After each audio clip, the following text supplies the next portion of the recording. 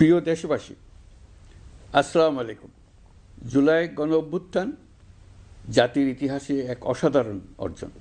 এটি অপ্রত্যাশিতভাবে জাতির জীবনে গণতন্ত্র, ন্যায় বিচার ও মানুষের অধিকার প্রতিষ্ঠার সুযোগ এনে দিয়েছে। এই লক্ষ্যে আমরা এর মধ্যে বেশ কিছু সংস্কার করেছি।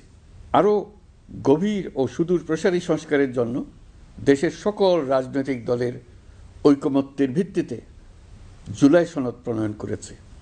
এই জুলাই সনদ বাস্তবায়নের জন্য আপনাদের সম্মতি প্রয়োজন। এর জন্য গণভোটের আয়োজন করা হয়েছে। এই গণভোটে অংশ নিন, সনদে আপনার সম্মতি দেন। আগামী 12ই ফেব্রুয়ারি জাতীয় সংসদ নির্বাচনের দিনেই অনুষ্ঠিত হবে গণভোট। গণভোটে আপনি হ্যাঁ ভোট দিলে বৈষম্য, শোষণ আর নিপীড়ন থেকে মুক্ত হবে বাংলাদেশ। গণভোটে হ্যাঁ ভোট মানে তত্ত্বাবধায়ক সরকার ও নির্বাচন কমিশন গঠনে সরকার ও বিরোধী দল একসঙ্গে কাজ করবে। সরকার ইচ্ছামতো সংবিধান পরিবর্তন করতে পারবে না। গুরুত্বপূর্ণ পরিবর্তনের জন্য জনগণের সম্মতি নিতে হবে। এতে আরও বলা আছে, বিরোধী দল থেকে ডেপুটি স্পিকার ও সংসদের গুরুত্বপূর্ণ কমিটির সভাপতিরা নির্বাচিত হবেন। একজন ব্যক্তি সর্বোচ্চ 10 বছরের বেশি প্রধানমন্ত্রী থাকতে পারবেন না। বিচার ব্যবস্থা স্বাধীনভাবে কাজ করবে। সংসদে নারীদের প্রতিনিধিত্ব বাড়বে। ক্ষমতার ভারসাম্য রক্ষায় পার্লামেন্টে একটি উচ্চ কক্ষ গঠিত হবে।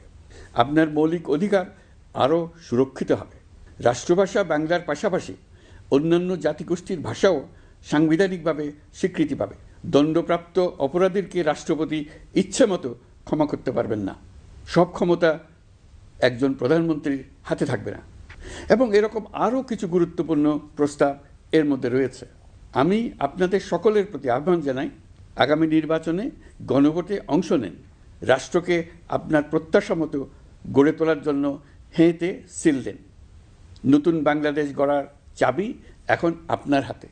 হেঁতে সিল দিলে নতুন বাংলাদেশ গড়ার দরজা খুলে যাবে। হেঁতে আপনি নিজে সিল দেন, আপনার পরিচিত সবাইকে সিল দিতে উদ্বুদ্ধ করুন এবং তাদেরকে ভোট কেন্দ্রে নিয়ে আসুন। দেশ পাল্টে দেন। ইনশাল্লাহ আমরা সবাই মিলে দেশ গড়ার এই সুযোগ নেব।